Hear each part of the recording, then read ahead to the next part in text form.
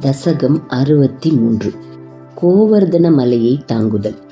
நீ சிந்தித்துக் கொண்டிருந்த வினாடியே உன் திருமேனிக்கு ஒப்பான மேகங்கள் கோகுலத்திற்கு மேல் இடைவிடாமல் இடி இடித்து திசைகள் அனைத்தையும் நடுங்கும்படி செய்வதை நீ கண்டாய்.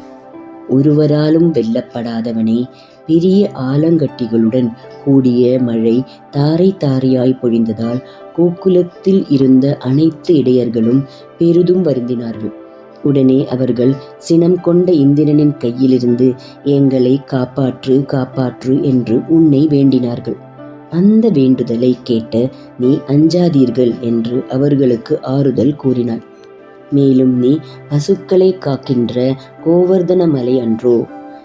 இந்த கோகுலத்தின் தெய்வம், அது மலைகளின் பகைவனான இந்திரனிடமிருந்து உண்டாகின்ற தீங்கினின்று நம்மை காப்பாற்றும். இதில் உங்களுக்கு சந்தேகம் தேவையில்லை என்று சிரித்துக்கொண்டே கூறினாய். பின் விரைந்து உன் இளங்கைகளால் கோவர்தன மலையை அடியோடு பெயர்த்து மேலே தூக்கினாய். நீ உயரே தூக்கிய பெருமலையின் கீழே மணற்பகுதி பாங்காகவும் விசாலமாகவும் மிருதுவாகவும் இருந்தது. மற்றும் அந்த மலையின் அடிப்பகுதி உயரமாக இருந்ததால் வெள்ளம் தூரத்திலேயே தடுக்கப்பட்டது.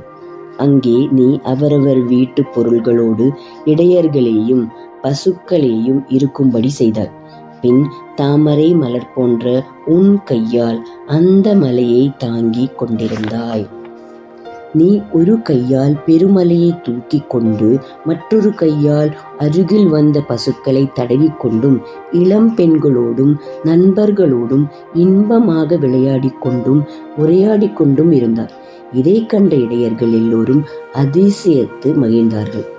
அப்பொழுது உன்னை பார்த்த இடையர்கள், இந்த மலையோ மிகவும் பெரியது, இவனோ சிறுவனானாலும் தாமரை மலர் போன்ற இடக்கையால் இதை நீண்ட நேரமாக சுமக்கின்றான்.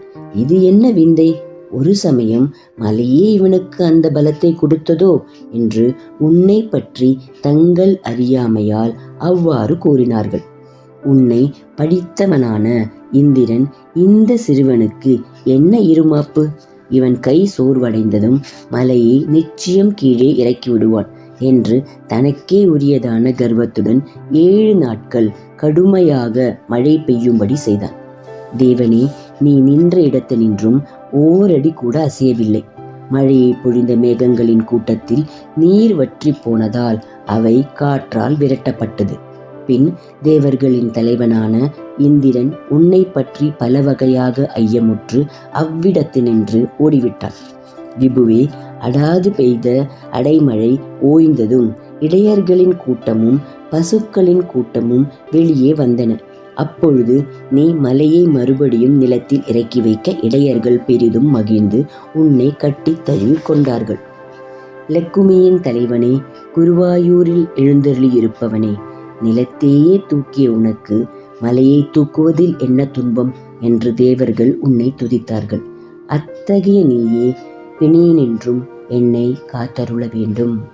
ஹரே ராமா ஹரே ராமா ராம ராமா ஹரே ஹரே, ஹரே கிருஷ்ணா கிருஷ்ண கிருஷ்ணா ஹரே ஹரே, நாராயண நாராயண நாராயண.